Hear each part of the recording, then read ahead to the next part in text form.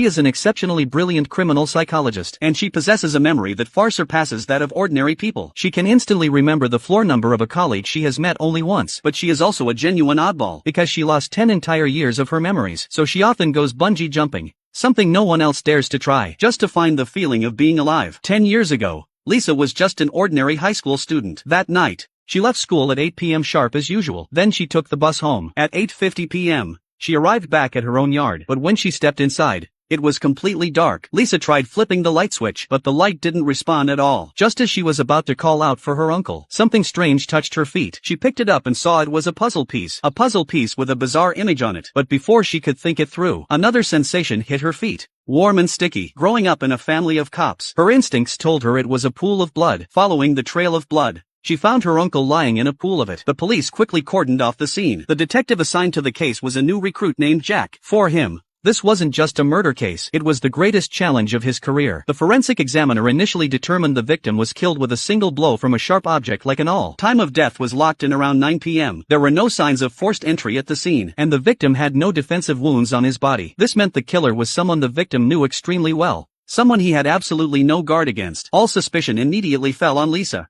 the only witness at the scene. During the interrogation, Lisa clearly recounted her entire routine from school to home. But the moment the questions touched on what happened after she walked through the door, her memory went completely blank, as if it had been erased. In the end, with no direct surveillance footage proving Lisa committed the act, Jack could only watch helplessly as Lisa was released. Back in that empty, hollow house, Lisa walked straight to the spot where her uncle had fallen. She lay down on the floor still carrying the smell of blood, and mimicked the exact position her uncle had died in. In that moment, she hallucinated herself holding an awl, stabbing her uncle, and then eerily turned her head to look toward something. And so she spent 10 endless years trapped in nightmares. 10 years later, Lisa became a criminal psychologist, and she even came to work at the very police station where her uncle once served. But in Jack's eyes, Lisa was still the #1 suspect. Jack believed Lisa joining the police force was nothing more than a way to monitor the progress of the investigation, or perhaps some kind of more sophisticated cover. But on the anniversary of her uncle's death, the station received a new report. The youngest son of a family of 4 had been killed at home. When Lisa arrived at the scene, she displayed astonishing insight. She wasn't fooled by the surface-level crying and screaming. Instead,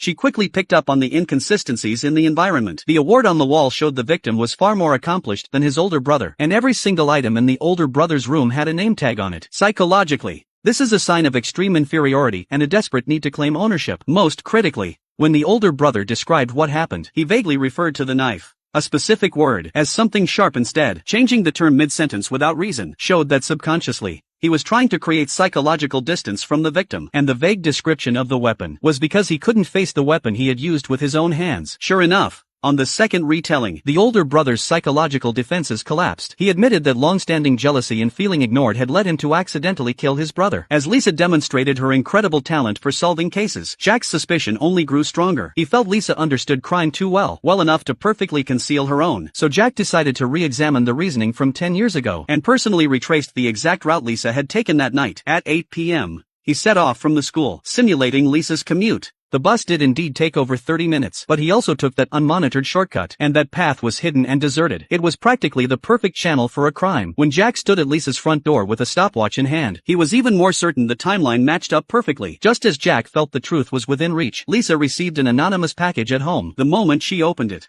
her pupils contracted violently. Inside the package was a white puzzle piece. She rushed back to her room like a madwoman, and pulled out the puzzle piece she had found at the crime scene 10 years ago from that sealed evidence box. When the two pieces fit together perfectly, Lisa realized with chilling clarity that the demon from back then had returned. It turned out the demon had been watching her from the shadows all along, and this puzzle piece was not just a provocation, it was a death notice. The image showed a rope threaded through a woman's mouth, connected to another woman's ear. The rope was wrapped tightly around the other person's body, and on the right side of the image was a seemingly cheerful cotton candy cart. In the background, 3 innocent children were playing. This extreme contrast between the bloody and the pure was the killer's signature psychological mark. This was no simple prank. It was a murder forecast encoded in a puzzle. Her first instinct was to call Detective Jack, but the phone on the other end was just a busy signal. Frantic, Lisa drove while desperately redialing the number, heading toward wherever Jack might be. At 11:15 p.m. that night, Lisa's car pulled into a high-end apartment complex. This was Jack's mother's residence, and the place Jack came to visit every single week without fail. Lisa had originally planned to tell Jack about the puzzle there, but Jack hadn't come tonight because he was out working a case. And just as Lisa was about to leave, that eerie memory gap struck again. As a psychologist with a phenomenal memory, Lisa actually forgot where she had parked her car. She could only press the key fob and follow the horn, searching floor by floor. Finally, in a dimly lit corner, she spotted a red car with its lights on, but when she got closer,